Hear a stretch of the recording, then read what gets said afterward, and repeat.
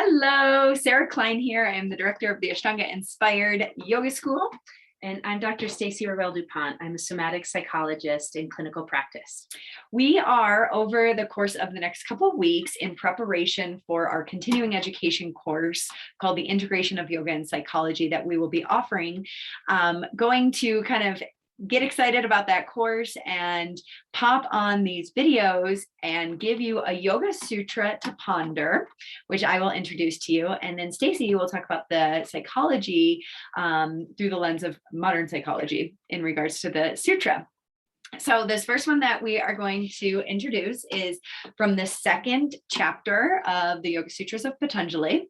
It is the first sutra of the second chapter, and it is tapah, svadhyaya, ishvara-pranidhana, kriya-yogah.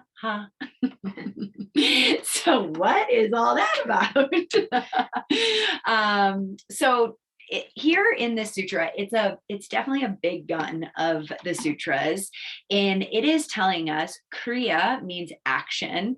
And so what is yoga in action? And he is giving us a threefold approach. So the first one is tapas. Tapa means to burn, to create heat. And so we could think of the process of yoga, the grand goal of yoga is to corral the mind into ultimately single pointed focus.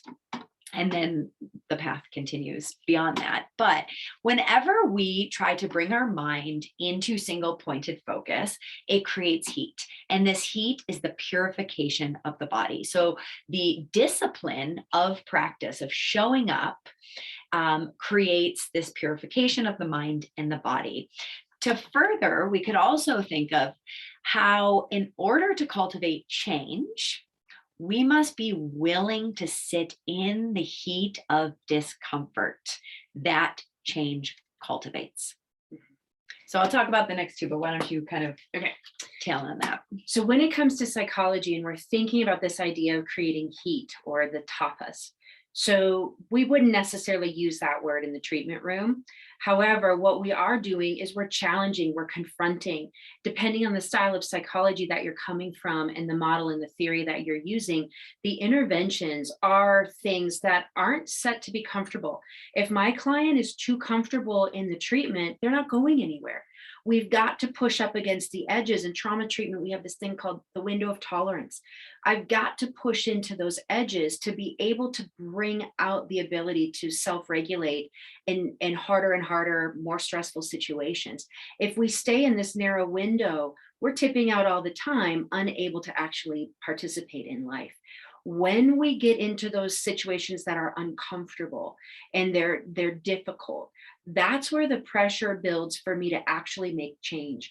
So again, if we link it up to certain psychology modalities, in addiction work, this is often when people hit rock bottom, whatever that means for them. They've hit up against something that they no longer are willing to participate in because it is too much, it's not working for them, and they need to do something different. We all go through that as we go through processes within ourselves of change. So whether before Sarah and I got on live, we were talking about our kids. As we both became moms, what it was like to go through that process of shifting our attention and time into something wonderful and beautiful. And yet it creates heat. It creates something that's transformative for us that we must come up against and change within. Now, when we do that, and when we go through that process of looking at what causes that pressure to build for us, it's not comfortable. And if it is, we probably have more work to do. As the therapist, part of my job is to confront, is to hold that boundary, is to hold a line sometimes to create some discomfort in the treatment room so that we can truly examine all of that stuff that comes up around not being good enough or not feeling safe in the world, all these what we call core wounding or core belief patterns that might be dysfunctional for us. When we go through that process, we shift how our brain interacts in the world, and we shift how our nervous system takes in information. And that leads us to the other part of the sutra. Svadhyaya. Mhm. So let me offer an invitation. The next time you show up, either on your meditation cushion or in your yoga practice of asana, I welcome you to witness when you're bringing your mind into that single pointed focus and the discomfort, the heat of the experience of the posture or of the meditation arises. That's the invitation for transformation. And that's what Patanjali is telling us here, that yoga in action is to purify, to burn, to sit in the fierce fire of change. So then our second in Yoga Sutra 2.1 is svadhyaya, which we could look at as to fill oneself with sweetness.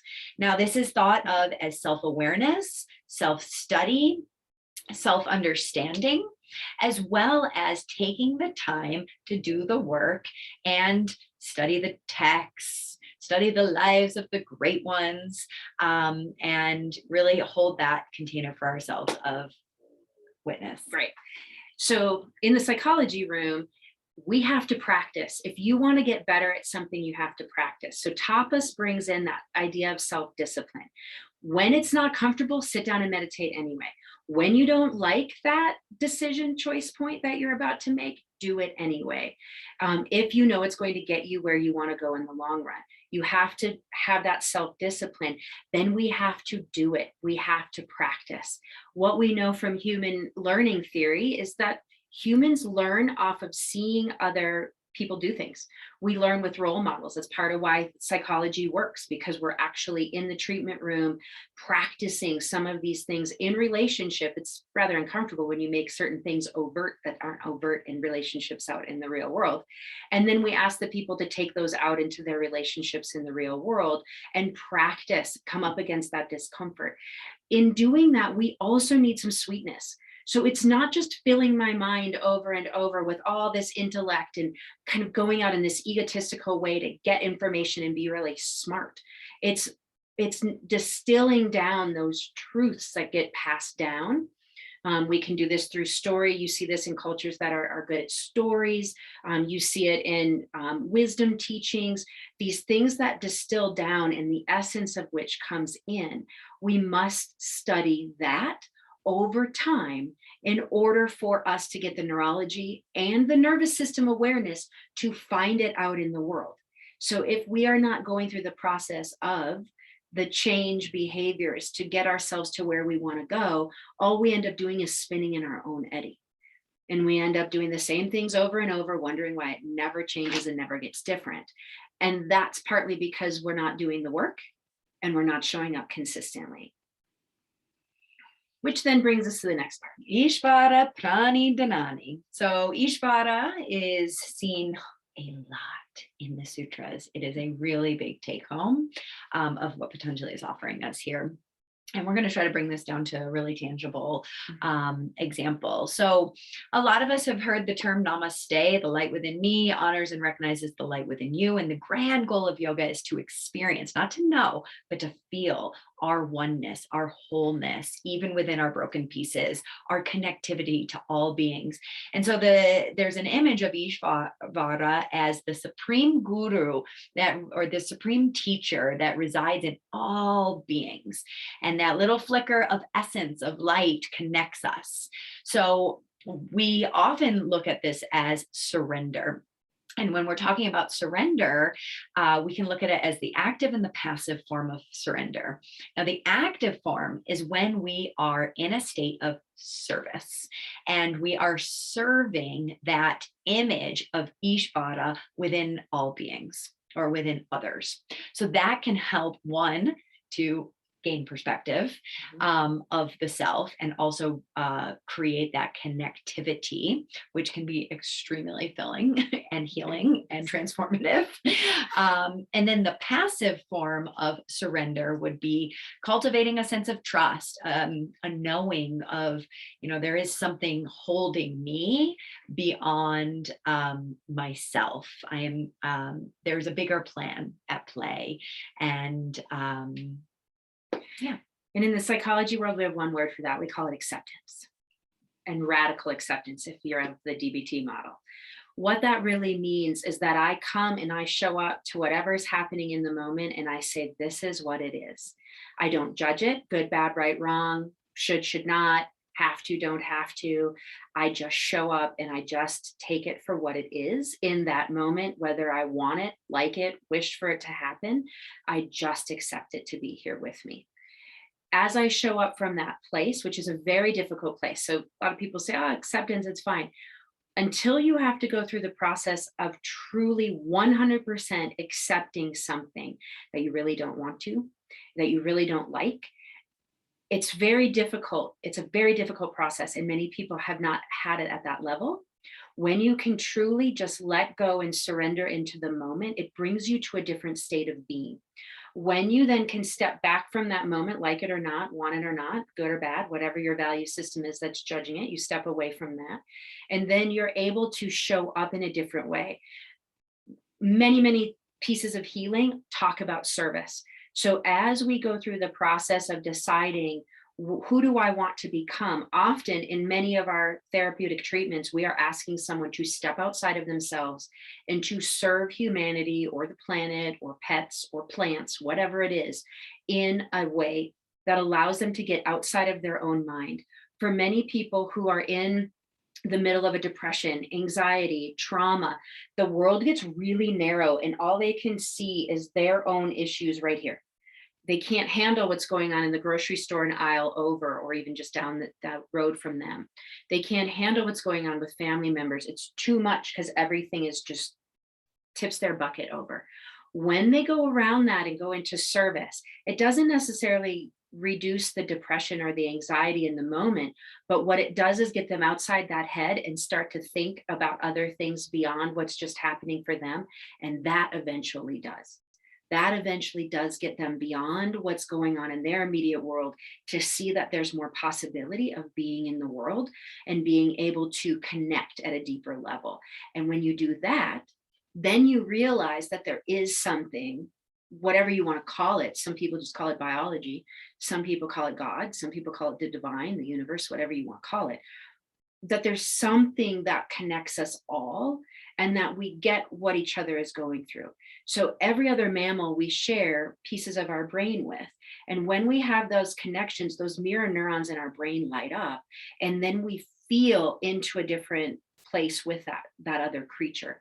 And when we do that, our nervous system regulates against that other being, and we can either escalate or we can de-escalate. And so when we start to go through that process of recognizing that we are just part of a larger web and our job is to clean off our piece. So one of my favorite metaphors of it is this giant crystal web. And each one of us is one piece of crystal hanging from that web. And when the light of whatever you want to call it, just even the sunshine, hits it, all of those crystals have light that comes through them and that shines out. If your crystal's dirty, it's not going to shine out. So your job is to do the work of cleaning your crystal, your piece of the web, so that when the light of another, an animal, a sunrise hits you, that you are able to take that into your body, into that experiential expression, and then turn that back around and pass that on, which could look like a smile at the convenience store clerk, who then goes home and smiles at her children. It could look at allowing that car to cut in front of you and not screaming at them. It's just, they're in a bigger hurry than I. Lucky me, I get to look at the sunrise a little longer. That kind of nervous system response feeds out into the world around you and infects the other people around you in a positive and healthy way. That's what we want. So to review, our sutra is yoga in action. Kriya-yogah is threefold. Tapas, which is to burn, purify the body, clean the crystal. Yep. Do the work, show up. Yeah. Show up with discipline to your practice with consistency and, create that heat. Svadhyaya, which is to witness oneself to study, and then ishvara-pranidhana, to surrender to maybe something of form or formless, whatever it works for you. You can think of it as each other, to be in service, or to surrender to, that supreme being. So thanks so much for your time and for watching. Leave a comment and let us know how this landed for you if you have a question, and keep an eye out, because our continuing education program that is really designed for yoga teachers and mental health practitioners to really connect the dots between what modern psychology is saying and the psychology of yoga. So thanks for watching. Thank you.